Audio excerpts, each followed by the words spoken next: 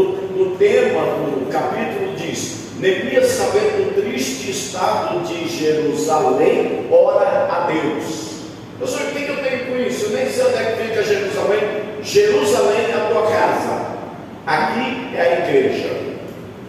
Jerusalém é aquilo que é de Deus, para traduzir de uma forma bem simples para todos nós. Então Neemias, ele toma ciência da situação que estava Jerusalém. Ele estava morando na Pérsia, ele estava longe da cidade dele, em torno de 1.500 quilômetros. E os seus irmãos vêm e dão notícia de como estava a cidade de Jerusalém. Os muros estavam quebrados, derrubados, as portas foram queimadas a fogo, só estavam em Jerusalém os idosos e o cemitério onde os seus pais estavam enterrados. Nós vamos ver isso dentro do texto. Neemias fala que até o sepulcro dos seus pais estava em ruínas. Então preste atenção, ele recebe uma informação do estado geral de Jerusalém, e aí trazendo para nós nos dias de hoje. Será que você está preocupado com o teu Jerusalém? Estou, pastor, preocupado com essa igreja? Porque às vezes a gente pensa que o pastor é o único que tem que se virar com a igreja. Tem uma imagem, eu vou pedir para o Anderson achar essa imagem para mim, trazer ela para o outro dia e lembrar. Vou mostrar para vocês num seminário de crescimento de igreja. O pastor está mostrando um ônibus significando a igreja cheio de passageiros e o pastor empurrando aquele ônibus. A igreja, vocês pensam que o pastor tem que carregar tudo nas costas. Ninguém evangeliza, ninguém trabalha. Segura aí, dá glória a Deus. Ninguém está preocupado em ganhar almas e trazer para a casa de Deus. Estamos preocupados em ser abençoado. Está errado? Não. Mas está errado não evangelizar, não convidar, não trazer ninguém. Nós é que precisamos. Por exemplo, como que eu vou trazer alguém? Pastor, eu convidei a Maria Joaquina e ela não veio. Ora, porque o diabo está impedindo de vir. Porque o principal interessado que a Maria Joaquina não venha é o diabo. Porque ele sabe que se ela vier, ela vai ser salva, vai aceitar Cristo. Vocês estão entendendo? Então, Neemias, ele recebe a informação do estado que estava Jerusalém. Eu preciso saber como está a minha família, meus irmãos, meus parentes direto. Eu tenho que orar por eles, clamar por eles. E nós vamos ver Neemias fazendo isso. Olha o versículo 1. As palavras de Neemias, filho de Acalias. E sucedeu no mês de Quisleu, no ano 20º, estando eu em Suzã, a fortaleza. Mês de Quisleu, irmão, ele fica entre 15 de março e 15 de abril. É o mês do calendário judaico. Quisleu é o mês, aqui é março e abril. Eu não sei se você sabe qual é o mês que abre os outros. Você sabe qual é o mês que abre os outros? Não. Março, abril, maio. Então o mês que abre os outros é março. Lá eles estavam no mês de Quisleu. Então, nesses dias vêm os irmãos de Neemias, que veio Hanani, um dos meus irmãos. Ele e alguns de Judá, os amigos, vieram junto, e perguntei-lhes pelos judeus que escaparam, que restaram do cativeiro e acerca de Jerusalém. O que Neemias faz? Quando seus irmãos e os amigos chegam, deve ter sido uma grande alegria, mas ele pergunta: qual é a situação de Jerusalém? Como está Jerusalém e aqueles que escaparam da guerra, que ficaram lá? Sabia que às vezes a gente encontra alguém e fala: paz, Senhor, irmão, tudo bem? Aí a pessoa: está muito bem. Então, oh meu Deus, não está fácil não, aí a gente já escorrega. Sabe por quê? Porque nós não queremos nos comprometer com o problema dos outros. Neemias faz essa diferença. Como está Jerusalém? Como estão aqueles que ficaram, que restaram da guerra? E aí ele recebe essa informação. E no versículo 3, a Bíblia diz que: e disseram-lhe os restantes que não foram levados para o cativeiro, lá na província estão em grande miséria, desprezo, e o muro de Jerusalém fendido, rachado, e as suas portas queimadas. Pior notícia: os que não foram levados estão em grande miséria e desprezo. Meu irmão, a pessoa ainda passar por um deserto e ter um momento difícil na vida, não é fácil. Agora imagina ainda além da situação de desprezo. Eu não sei se vocês passaram por isso, mas eu já vivi situação de desprezo por causa de Cristo e do Evangelho. Eu tinha um supermercado, eu tinha uma vida toda equilibrada, fui um dos mantenedores da minha família, mas quando Deus quis mudar tudo, Ele permitiu desabar tudo. E eu passei de mantenedor a dependente da minha família. E agora, irmãos, além da situação difícil que eu estava atravessando, eu passei pela situação de desprezo. Meus irmãos me criticavam, vamos dizer assim, eles não queriam, a pessoa que eles não queriam estar perto era eu. Antes eu era o querido da família, mas depois, por causa do Evangelho, era eu que era o problema. Porque onde eu estava, eu pregava, eu orava, eu manifestava o nome de Jesus Cristo, e todo mundo só queria aquela que desce em dó, só queria festa, churrasco, e então eu era um incômodo. Agora, preste atenção, eu senti o desprezo da minha família, hoje eu sinto o amor deles. Passou aquele tempo, passou o deserto. Então Neemias, quando ele recebe essa instrução, as notícias, ele é informado do problema de Jerusalém. Eles estão em grande miséria e desprezo. Por quê? Eles estavam largados, a cidade estava abandonada, não tinha líder, não tinha prefeito, não tinha governo, não tinha sacerdote, não tinha profeta, não tinha mais nada. Eles estavam lá, Deus estará, Beatriz. E então Neemias ouve essas informações, e o muro de Jerusalém está rachado, fendido, e as suas portas estão queimadas. Fala de segurança. Se nós olharmos isso de um modo geral, a nossa nação hoje é uma nação de insegurança. Nós vivemos num tempo de insegurança, e não é só no Brasil, viu, irmãos? É no mundo. Isso é uma coisa geral. Agora, e as portas de Jerusalém? Portas servem para quê? Para fechar, para manter a segurança. Estavam queimadas a fogo. Então, queridos, Jerusalém tinha 12 portas. Você imagina que o problema era sério. A cidade estava em ruínas. E no versículo 4, olha o que diz o texto para nós. E sucedeu que, ouvindo eu essas palavras, assentei e chorei e lamentei por alguns dias, e estive jejuando e orando perante o Deus dos céus. Irmãos, quarta-feira eu não aguentei vir. Eu comecei a jejuar segunda-feira, terça-feira, quarta-feira, e eu fiz um jejum de 15, 16 horas. Eu não recomendo para vocês, mas eu sei a necessidade que eu tenho de estar de pé diante de Deus, porque quem é o provedor da igreja? O pastor, ele é o provedor, ele é o administrador da igreja de forma física e também de forma financeira e de forma espiritual. O pastor não buscar Deus, as coisas não acontecem.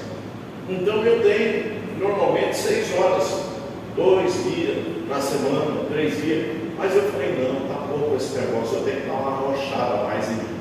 Aí eu até mandei a foto para a irmã missionária Alessandra, as fotos. Minha pressão estava 8/4. Eu fui perto da hora de vir, Deus, o acontecendo, não sabia, não imaginava, media a glicose estava boa. E o bom é que quando você jejua, nem a glicose sobe para quem é diabético, a glicose é baixa. E aí eu medi a pressão e tive uma surpresa, minha pressão estava 8/4. Aí eu mandei para a minha Alessandra, falei, filha, eu não vou ficar por aqui, avisa o pessoal aí, como diz aquela música, avisa o pessoal lá em casa que hoje eu não posso ir. E eu não podia mesmo, porque a pressão estava baixa. Aí uns copos de água, deitei, botei o pé para cima, daí um pouquinho medi a pressão, tinha melhorado, e aí foi controlando a coisa. Então, irmãos, o que ele vai dizer para nós? E sucedeu que, ouvindo eu estas palavras, acertei, chorei e lamentei por alguns dias.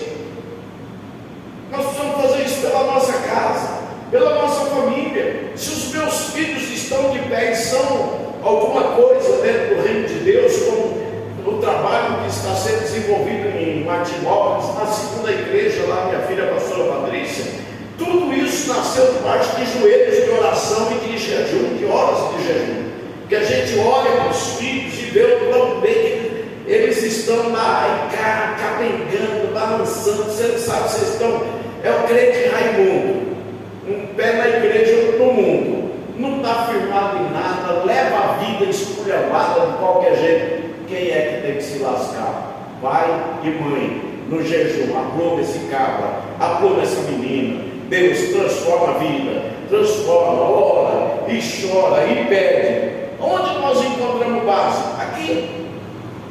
Às vezes os nossos filhos estão igual a Jerusalém, vazios, desonrados, porque aqui está uma situação de desonra daquilo que é de Deus. E quando Deus está na nossa vida, irmãos, a honra que nós recebemos vem dele. Porque às vezes nós queremos ser, que os outros jogam confete na gente. Chega e posta um exemplo aqui, hoje você é uma bênção, parabéns, tá? Hoje fica todo feliz, né? Enche, né? Eu imagino Jesus falando com hoje, fura aí, murcha, porque essa glória é humana. Está entendendo? Eu, quando alguém fala alguma coisa para mim, enche a minha bola, eu falo, Deus seja louvado, amém, glória a Deus. Outro já mandando para cima. Deus não deixa eu crescer, não. Por quê? Reconhecimento legal, bacana, isso é ótimo, mas nós não podemos ficar com isso, porque sem mim, disse Jesus em João 15,6, nada podeis fazer, nada. Sem Jesus, quem nós somos, irmãos? Lembra o caso do jumentinho? O jumentinho chegou em Jerusalém, botaram Jesus no lombo dele, e Jesus entrando em Jerusalém, o jumentinho, e aquela festa, e o povo gritando, Hosana, bendito que vem em nome do Senhor, Hosana, bendito que vem em nome do Senhor, e o povo colocando palha, tapete e tal, e o jumentinho andando em cima daquele tapete, e Jesus no lombo dele. No outro dia, o jumentinho foi dar um rolê em Jerusalém. Chegaram lá, ninguém nem notou ele, nem viu ele. E ele volta triste para casa. E a sua mãe pergunta, meu filho, por que você está triste? A jumenta tinha inteligência. E ela falou para ele, e ele falou, mãe, ontem fizeram toda aquela festa comigo lá em Jerusalém. E eu então fui lá hoje. Ninguém me viu, ninguém notou a minha presença lá em Jerusalém. Aí a mãe dele fala para ele, meu filho, você não entendeu. Você com Jesus, aconteceu tudo aquilo. Agora, por causa de Jesus, porque você sem Jesus é só um jumento. Então nós precisamos entender que sem Jesus, como diz aquele louvor, quem conhece? Não dá para viver sem Jesus. A vida é vazia, sem Jesus a vida não é. E assim por diante. Vocês também têm que cantar, vocês não cantam, eu também estou aqui, vou para a palavra. Ouvindo eu essas palavras, assentei-me, chorei e lamentei por alguns dias. Olha só, o que o Neemias faz? Ele para na vida dele. ele continua servindo ao rei, mas ele pessoalmente ele para e ele começa então chorar, lamentar e jejuar por Jerusalém. Esse é o nosso papel, irmãos. Tira um dia de jejum por essa igreja junto comigo. Não, vou jejuar. Sábado eu posso, domingo eu posso. 6 horas de jejum, Deus, quantas almas, abençoa aquele lugar. Coloca os teus anjos para trazer o povo, assim como o Senhor mandou os animais para dentro da arca. Noé, você viu Noé em algum lugar com um laço na mão, laçando o animal para levar para dentro da arca? Deus não vai lá, nós não vamos laçar ninguém para entrar aqui dentro. É Deus que vai trazer. Mas eu preciso que todos nós nos conscientizemos da necessidade desse lugar. Beatriz do Anderson, junto com os meninos, salva jovens, meu Deus, salva jovens, daqui a pouco enche um lugar só de jovens, e a gente vai orando, as irmãs orando, os irmãos orando. Deus salva pessoas, salva, transforma a vida, traz o povo, alarga as portas espirituais desse templo, para que as almas entrem. Aí você diz para ele, pastor, nunca tinha pensado nisso. Amém, entendo. Mas se você pensar a partir de hoje, você vai ser o mais inteligente da sua família. Vamos pensar nisso. Nosso propósito é ganhar almas. O Senhor nos deu essa tarefa. Então, irmãos, sucedeu que ouvindo eu essas palavras, aceitei e chorei e lamentei por alguns dias, e estive jejuando e orando perante o Deus dos céus. Sabe o que é isso? Neemias está reflexivo. Faz uma reflexão. Olha essas cadeiras vazias. Será que nós estamos empenhados em salvação de almas? É só olhar para essas cadeiras. Por que a igreja está vazia? Porque nós não estamos fazendo a nossa parte. Ou Deus não responde mais oração? Sim ou não? Deus não se importa mais com salvação? Deus só responde a oração para nos dar bênção? E para a casa dele, a Jerusalém dele, que é a Jerusalém dele. A nossa família é a nossa Jerusalém. Por exemplo, a responsabilidade maior da minha família é minha. Eu sou o cabeça da tribo. Então, eu tenho que ter uma vida focada na minha família, de oração, de busca ao Senhor. Assim também você é a nossa Jerusalém. Agora, aqui está a Jerusalém de Deus, e nós temos que focar nisso, porque se nós orarmos, é um cântico que diz: se a gente orar, a terra tremerá. Quem conhece? Ninguém conhece? Não. Se nós orarmos, irmãos, é o poder de Deus se manifestando. Um dia a Carol estava ministrando algo aqui em Efésios sobre a manifestação do poder e da presença de Deus. Mas tudo isso é com oração. Não sei se foi aqui ou foi lá em Pirapauzinho que eu preguei esses dias sobre. Foi Pirapau? O clamor traz a presença e a manifestação de Deus. Foi aqui. Então, nós precisamos ter essa fé, essa confiança. O Deus que te abençoa na tua Jerusalém, na tua família, nas tuas necessidades, abençoa aqui também. Chega aqui, bota na mão uma cadeira vazia e fala: Deus, põe uma alma aqui nessa cadeira. Senhor, coloca almas aqui nessas cadeiras. Traz família para essa igreja. Senhor, mas quando vai acontecer? Meu filho, nós mudamos naquele tempo lá. Quando será? No dia da minha morte? Sei que antes da minha sorte, sei que antes da minha morte, eu sei que esse dia chegará. Não, nós não somos esse povo não, filho. Nós cantávamos isso no passado, só eu e a Sueli. A Sueli entendeu. Mas a gente cantava isso no passado. Hoje não, hoje nós cantamos aquilo que nós entendemos que é a verdade. Nós cantamos ao Deus vivo que se manifesta como se manifestou aqui. Talvez eu não consiga ir no texto inteiro para não me alongar muito, mas olha bem, Neemias está reflexivo. Ele para, ele tomou conhecimento, ele prestou atenção na conversa dos meus amigos que vieram de Judá. Talvez você esteja prestando atenção na minha conversa hoje com vocês, e você saia daqui pensando: eu vou orar, vou ser mais um parceiro nesse negócio. E sabe o que vai acontecer? É você que vai ser recompensado por Deus, porque a tua oração vai ajudar as almas virem para cá. Você não vai ajudar apenas eu, você vai ajudar as almas que estão perdidas. Hoje em dia, irmãos, antigamente era um tal de crente arrastando crente para a igreja, que era interessante. Eu não sei, porque eu já tenho 36 anos no Evangelho, mas hoje o povo não é muito preocupado de arrastar alguém para a igreja.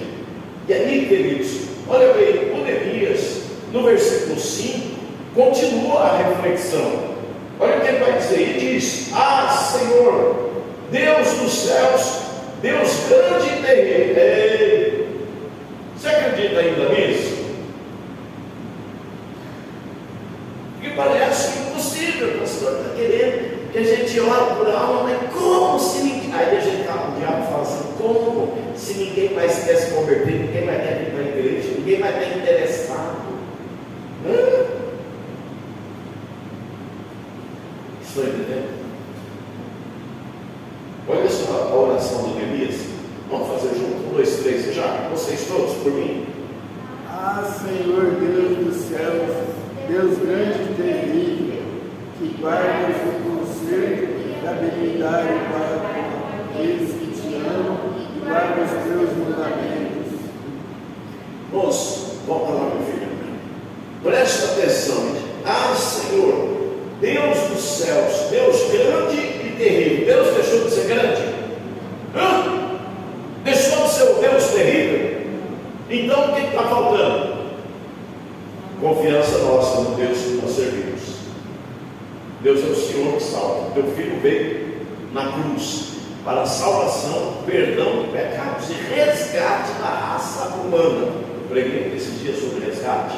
Então nós precisamos acreditar. Olha a oração desse homem: ah, Senhor Deus dos céus. Deus dos céus, irmãos, é tudo dele, é ele, o Senhor, ele está acima de tudo. Deus grande e terrível, que guarda o conselho e a benignidade. Benignidade é o ato contínuo de fazer o bem. Deus quer salvar o esposo da irmã Marisa, quer salvar os filhos da irmã Marisa, quer salvar a irmã Eusa, quer salvar, ele quer salvar. O problema é que nós vamos entender o que Neemias entendeu, que se ele orasse, jejuasse, Anderson, e clamasse, e buscasse o Senhor, e orasse como ele está orando. Isso aqui é oração. Consente a benignidade para com aqueles que te amam e guardam os teus mandamentos. Sabe quem é? Com quem Deus está comprometido e compromissado? Com quem ama a Deus e guarda os mandamentos. Guardar o mandamento é guardar a palavra, viver a palavra, João. Hoje você está aqui, mas você pode dizer: eu vou orar. Vou contar uma historinha já também para completar isso aqui. Vou orar, e eu vou ver meu pai, minha mãe, eu conheço a tua família, meus irmãos, aqui eu vou ver. O Leandro e a Gismaine fica lá na porta do templo, lá do Pirapó. Tem 4 filhos. O Leandro, cachaceiro, maconheiro, largado da vida, e a Gislaine carregando a responsabilidade dos filhos, uma vida de pobreza. O dia que eu cheguei naquela casa, eu não sabia, eu não quis nem entrar. Falei: não, eu vou ficar aqui fora, porque a sala estava de um jeito, parece que ia passar um furacão dentro da casa e revirou tudo. Mas não era ela, coitada, ela é caprichosa, ele também, mas era o estado que eles estavam vivendo. E aí, foi o primeiro dia que eu vi eles.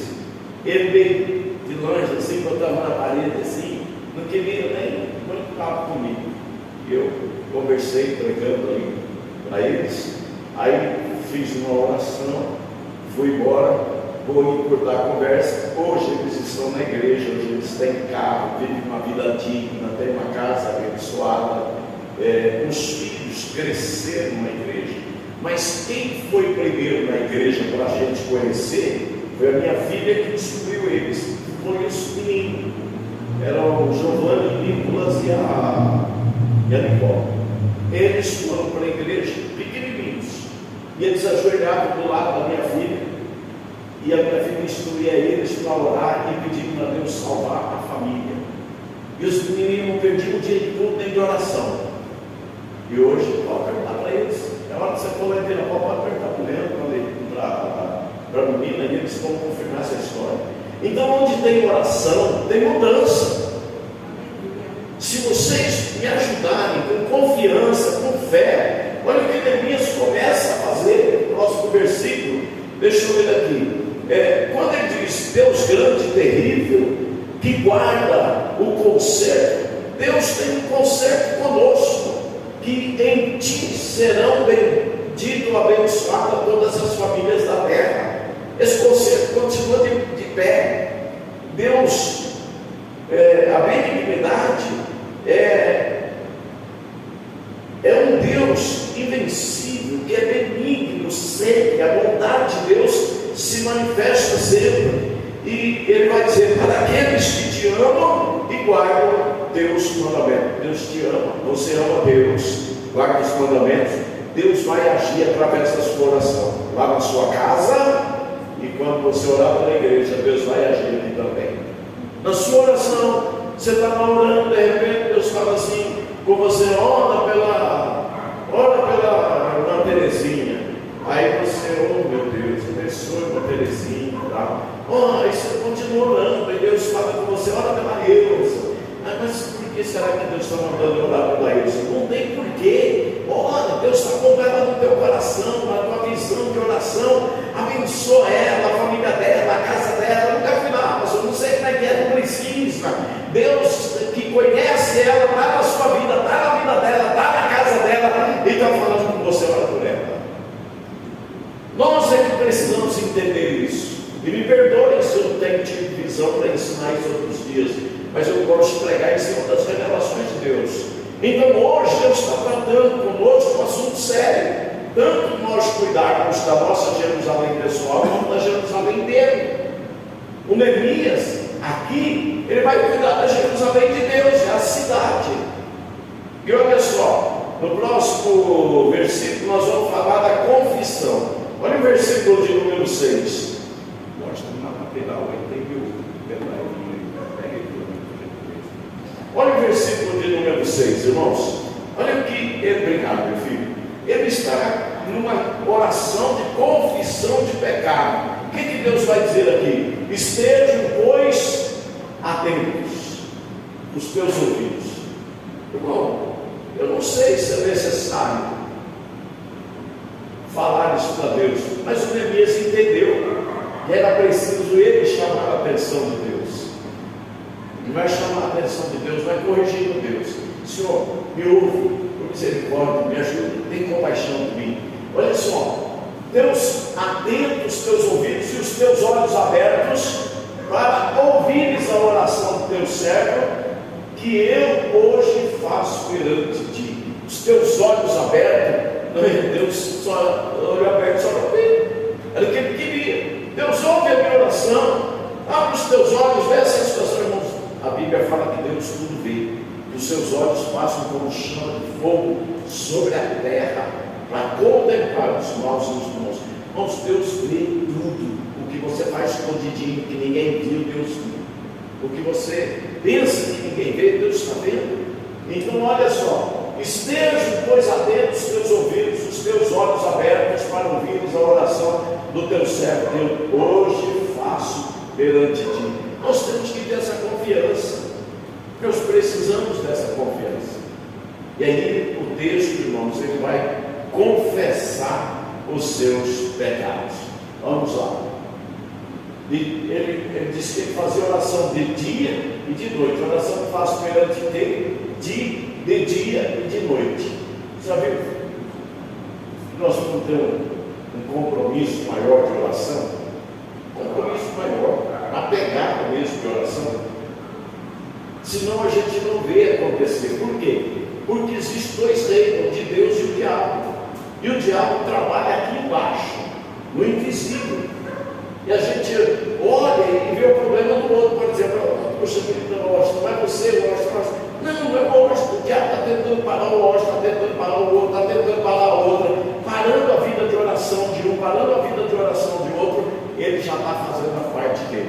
Porque se a gente clamar, Deus vai atender. Clama a mim, responder-te-ei, anunciar-te-ei coisas grandes e ocultas ou firmes que não sabes. Deus fala isso com Jeremias no capítulo de número 33, versículo 3. E onde estava Jeremias? Jeremias estava no buraco, tinham jogado ele no calabouço. Em vez de Deus falar, não, Jeremias, coitado, você não, Jeremias, eu sou contigo. Não, Deus falou, clama a mim, rapaz. Certo, sei lá se Jeremias estava chorando, reclamando, oh Deus, onde é que me botaram? Sei lá.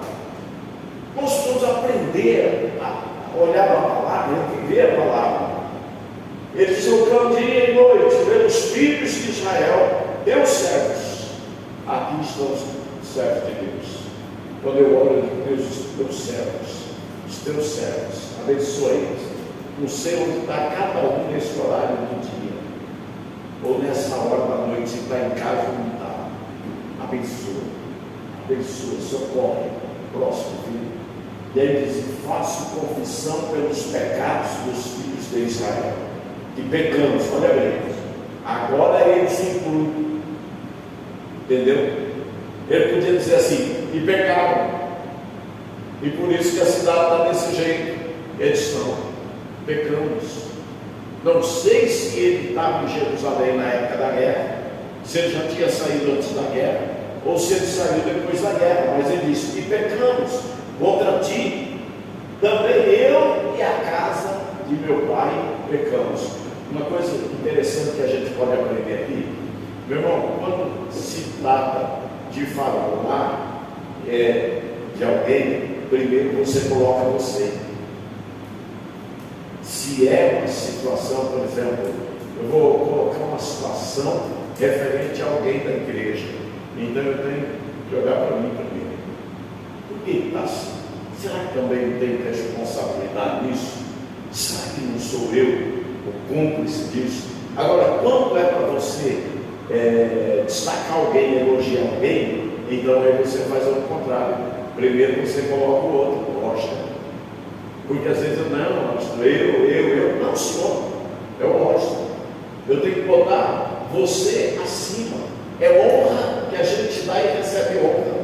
Agora, quando é confissão de pecado, de erro, eu me coloco como primeiro. Você tem que se colocar como primeiro. Você olha para a tua casa, por que as coisas estão desse jeito? Eu estou orando pouco, porque eu estou jejuando pouco, porque eu estou buscando pouco. Então nós precisamos tomar cuidado. Ah, meu filho, minha filha, não, mais jejum, mais oração, porque a falta dessas coisas também são pecados. E ele vai dizer que pecamos contra ti, está confessando para Deus. Também eu e a casa do meu pai pecamos. Ele não podia ter dito, a casa de meu pai em Jerusalém pecou contra o Senhor e saiu fora. Eu sou bom, né? Não, ele se inclui e se coloca na frente. Ó. Eu e a casa de meu pai pecamos. Eu, primeiro, ele podia ter dito, a casa do meu pai pecou. Não, eu estou na frente do negócio. Eu também sou cúmplice. A pessoa, quando ele é omisso, ele escorrega e ele joga para cima dos outros. Mas quando ele é comprometido, ele se inclui. Próximo versículo, meu filho. Confissão de pecado, nós estamos falando sobre isso, né? Vendo os filhos de Israel, como eu perdi aqui um momentinho, perante, faço-me noivo pelos filhos de Israel, teus servos, e faço confissão pelos pecados dos filhos de Israel, que pecamos contra ti. Também eu e a casa de meu pai pecamos. Agora ele vai dizer, de todo nos corrompemos contra ti, e não guardamos os mandamentos, nem os estatutos, nem os juízos que ordenaste a Moisés, teu servo. Existia a lei, existiam os mandamentos. Agora ele está dizendo, não guardamos. Ele não disse, não guardaram. Presta atenção, para nunca você jogar a culpa nas costas dos outros, a responsabilidade sobre os outros. Se inclua dentro da circunstância. Não guardamos os mandamentos, nem os estatutos. Estatutos são regras, e os juízos que ordenaste a Moisés, teu servo, já tinha sido ordenado. Então, nós precisamos entender que existe um conjunto de normas, de regras, é a Bíblia. Estatutos, juízos, mandamentos, é um conjunto de normas que rege a igreja do Senhor, que rege a nossa vida. E nós temos a ordenança de Deus de buscar o Senhor enquanto se pode achar. E Deus a promessa que Ele virá buscar um povo santo, zeloso e de boas obras. Não é o povo que trabalha, vai no culto e não mora em casa, não lê a palavra, tá? Vivendo assim como se Cristo não fosse voltar. Então olha bem, queridos, a diferença entre o bem e o mal, né, está em eu excluir da verdade. Não guardamos os mandamentos, nem estatutos e nem os juízos que ordenaste a Moisés. Juízos é a diferença entre o bem e o mal. Se eu guardo, se eu vivo, se eu pratico, eu estou vivendo no caminho de Deus e a vontade de Deus. Se eu li mais 5 minutinhos, não vai dar para concluir mesmo, mas eu vou valer por aqui. Versículo 8: lembra-te, pois, da palavra que ordenaste a Moisés teu servo, dizendo: vós transgredireis e eu vos espalharei entre os povos. Olha só, Deus tinha falado lá atrás para Moisés, ou seja, Moisés passou a lei. Vocês vão transgredir, vão desobedecer, eu vou espalhar vocês. Às vezes, irmãos, a gente passa por luta, sofrimento, por causa disso, que a palavra de Deus fica em segundo plano. A Alessandra colocou bem isso aqui. Então, amados, ele diz: lembra-te, ele está pedindo para Deus, lembra-te, Pai, pois da palavra que o Senhor ordenou a Moisés, teu servo, dizendo: vós transgredireis, vocês vão desobedecer, e eu vos espalharei entre os povos. Foi isso que aconteceu. A nação estava em desobediência, e Deus permite então os babilônios virem, invadir, levar a Síria, e eles fazem e arrebentam com a nação de Israel, entende? E aí agora Jerusalém está, aliás, não é Israel, é o Reino do Sul, é Judá e Benjamim. Jerusalém está em ruínas, e ele vai dizer: e vós vos convertereis, versículo 9, a mim, e guardareis os meus mandamentos, e os farei. Então, ainda que os vossos rejeitados estejam no cabo do céu, ou seja, nos confins da terra, de lá os ajuntarei, e os trarei ao lugar que tenho escolhido para ali fazer habitar o meu nome. Ele está falando com Deus. Deus, lembra disso, o Senhor tem uma promessa. Tem. Quando você está orando, fala com Deus sobre as promessas de Deus. A Bíblia, escuta isso, contém mais de 8.200 e alguma coisa de promessas para a tua vida, para a minha vida. A Bíblia contém mais de 8.200 promessas. E aí você pensa assim: mas como? Não estou nem sabendo. Lê a Bíblia, vai anotando, vai vendo. Ele está lembrando Deus. Deus, olha, o Senhor tem essa promessa. E se tivesse desobediência, o Senhor espalharia. Mas se houvesse conversão e rendição, ou seja, obediência aos teus mandamentos, o Senhor traria os teus escolhidos de todos os lugares da terra para fazer habitar ali o teu nome. Ele está orando e está apresentando a Deus aquilo que Deus mandou falar. Moisés falou o que Deus mandou falar. Agora olha o versículo 10: estes ainda são teus servos, e o teu povo que resgatastes com tua mão grande, com tua grande força e com a tua mão forte. Ele está falando com Deus. Estes ainda são teus servos. Ou seja, quem são? Aqueles que estavam lá em desonra, em miséria. A coisa estava marcada, abandonada, não sabemos quantos tinham. E E ele está orando, e na oração deles, esses ainda são os teus servos, e o teu povo, que resgatastes com a tua grande força e com a tua mão forte. De onde foram resgatados? Ajuda aí. Chuta, se acertar na trave não tem problema. De onde eles foram resgatados? Do Egito. Obrigado. Do Egito. Com mão forte. Deus destrói o Egito com 10 pragas e traz eles. E agora eles estão em Jerusalém, passa o deserto, morrem os desobedientes, acontece tudo que já ouvimos até um pedaço aqui essa noite. E Deus agora, Ele está orando, escutou a mão forte. Ei, gente, presta atenção, a mão de Deus não é forte mais? Sim ou não? Se eu fosse da Universal, eu diria assim: amém ou não amém? Sim ou não? Amém ou não amém? Deus ainda é o Deus da mão forte? Sim. Então, glória a Deus. Vamos orar. Deus vai abençoar a tua casa, a tua família, tudo que é teu. E Ele vai abençoar a igreja que você congrega, porque você vai ser um Elias nesse lugar. Toma isso para você e fala: não, você é um Elias na minha igreja. Você é um Elias. Não aceito o fracasso. Não aceito que Satanás, que o diabo me pare. Não aceito viver uma vida pensando só em trabalhar e ter dinheiro. Trabalhar e ter dinheiro.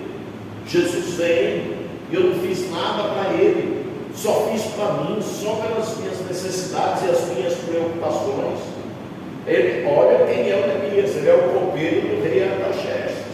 Ele é um cara que ele prova o vinho, ele prova a comida na presença do rei e da rainha. Se ele não morre, então o rei come, o rei bebe. O cara tem tudo. Ele tem tudo. Ele está no palácio do rei. Ele não está na rua da amargura. E ele deixa tudo isso para cumprir a vontade de Deus. Irmãos, quando eu entendi isso, passei a viver uma vida para Deus sem me preocupar com as coisas dessa terra. Nunca me preocupei. Nunca.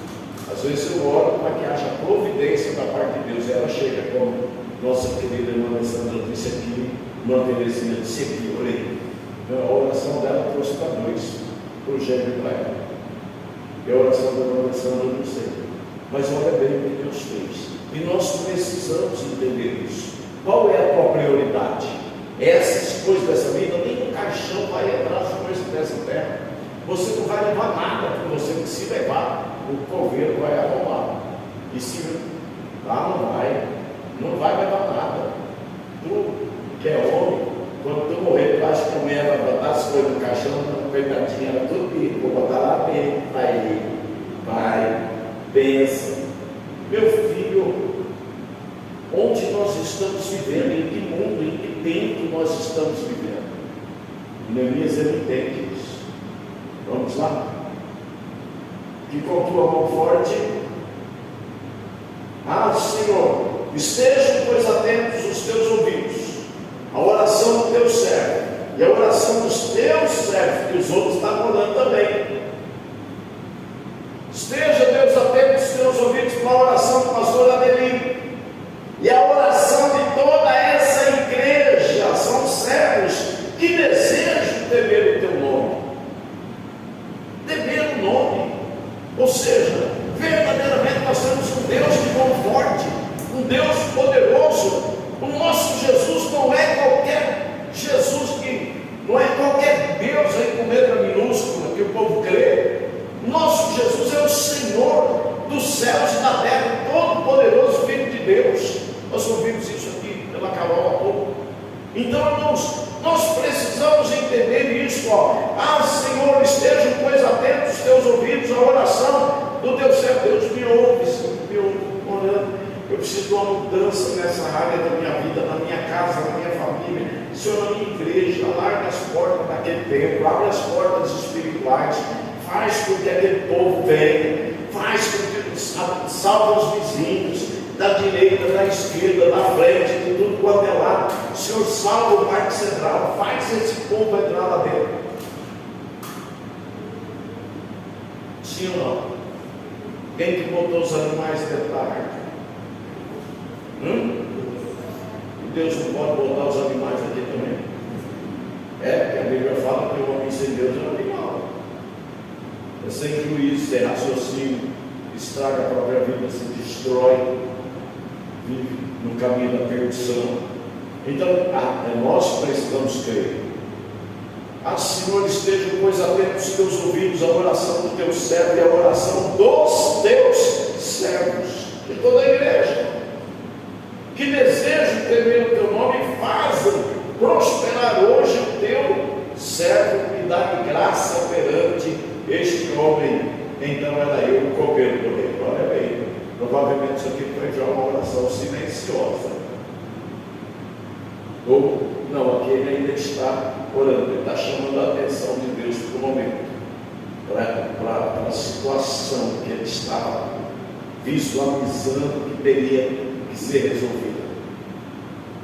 Agora, quando ele diz então era dar graça perante este homem, ele sabia que ele ia ter que chegar no rei Artaxerxes e ter um tete a tete. Ele sabia. E ele dá graça a este homem.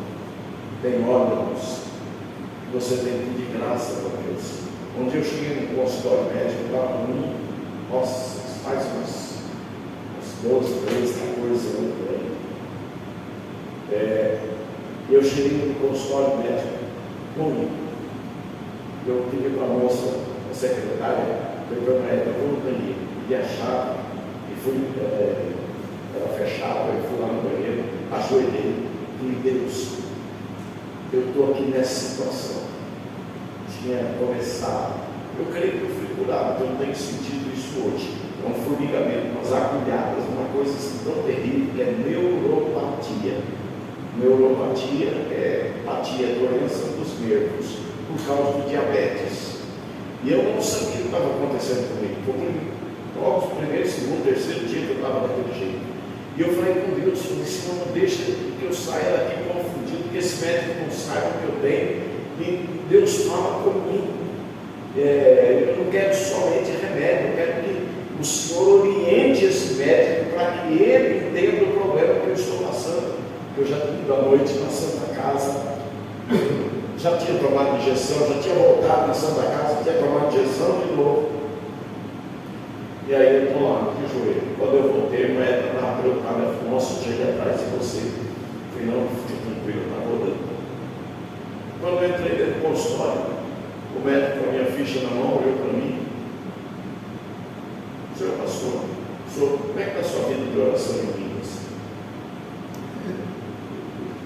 Pastor, doutor, eu já orei muito em línguas, mas ultimamente eu, vivendo esse momento, não estou orando em línguas, como antes. Eu já tinha sido curado da pressão alta, da depressão, doença de Crohn. Aí eu falei, não acredito. Pastor, oração em línguas, você tem? O senhor pensou que o senhor ia vir aqui para me te dar remédio? O médico pregou para mim 40 minutos. 40 minutos.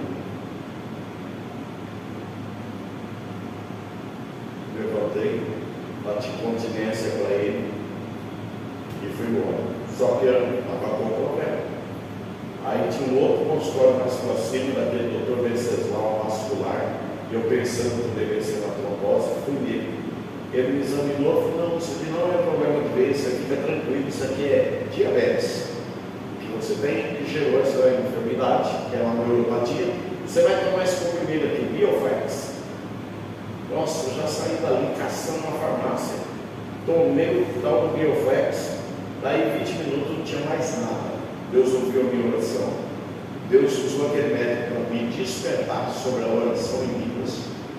Enfim, quando eu saí do consultório, estava cheio de gente. O povo me olhou de um jeito que acho que eles queriam voar em mim. Falei, o que esse cara ficou 40 minutos aqui dentro? 40 minutos. Mas a minha oração lá fora, antes de entrar, dá graça a este homem. Ei, dá graça. Você tem que pedir graça lá no teu emprego, no teu trabalho, na tua família, onde você vai. Vai no médico, não vai confiar no médico. Eu tenho que ir lá no médico, já ora antes, ora um dia, ora dois, ora três, Senhor, abre o entendimento dentro daquele médico, quando eu chegar na presença dele, que o teu Espírito Santo esteja lá, que o anjo do Senhor esteja lá, não deixa, Senhor. Confiança. Se eu não falar isso, irmão, nós estamos contando história. Isso aqui é história do passado, mas nós temos que atualizar essa história. Então era eu, governo rei, somos nós os servos de Deus que servimos aos reis. O que a Bíblia fala em Apocalipse capítulo 19, versículo 6?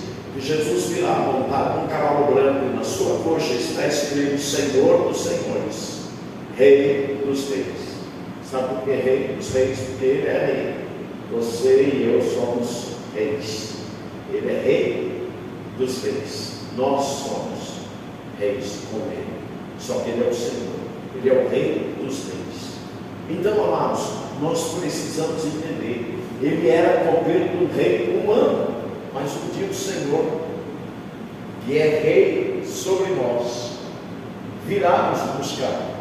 E esse Senhor que é Rei sobre nós, Ele está disposto a nos ouvir, nos ajudar, nos abençoar. A única coisa que nós não podemos ser displicente e achar que tudo é normal. Ah, é normal.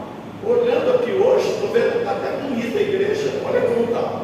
Mas nós não podemos estar conformados. Enquanto não tiver rendição, alma se convertendo, batismo acontecendo, tem alguma coisa que está faltando. Neemias ele começa, mas ele não termina sozinho. Eu vou parar por aqui. Quando ele chega em Jerusalém, ele vai escolher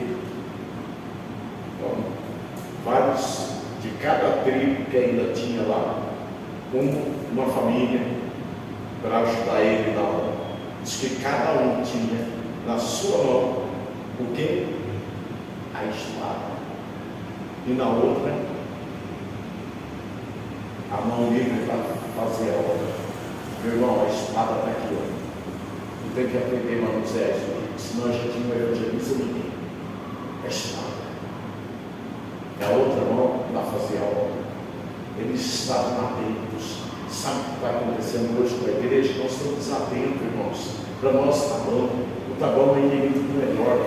E a gente vai embora. Tá bom. Dizer para o povo, estou no culto, mas não está bom, porque não tem conversão.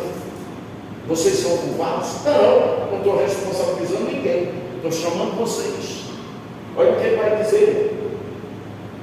A oração do teu servo e dos teus servos. Não é dele sozinho. E quando ele vai fazer a obra, que ele chega em Jerusalém, então ele tem uma equipe trabalhando com ele. E aí, você pode dizer, pastor, mas eu não estou trabalhando aqui. Tá. Mas nós precisamos orar mais, buscar mais. Sim ou não? Sim ou não? Sim. Eu vou encerrar agora. Glória a Deus. Espero que Deus ainda fale melhor com você, mas para que isso aconteça, eu te aconselho a ler o livro de Neemias. Você vê que Neemias não se distrai, a gente vive distraído. E Paulo escreve aos Coríntios dizendo assim, que nada vos distraia em servir o Senhor. Paulo escreve aos Coríntios. O que é a tua distração? Quem está atrapalhando a tua vida de oração, a tua vida de jejum, a tua vida com a palavra? Quem está atrapalhando a distração? Você está distraído, pensando nas coisas dessa terra, vivendo pelas coisas dessa terra, e os dias estão passando. E quando chegarmos lá, o que vamos apresentar ao Senhor? O que vamos levar para lá? São as almas. Ai, pastor, mas eu fiz isso, eu fiz aquilo, e por que parou?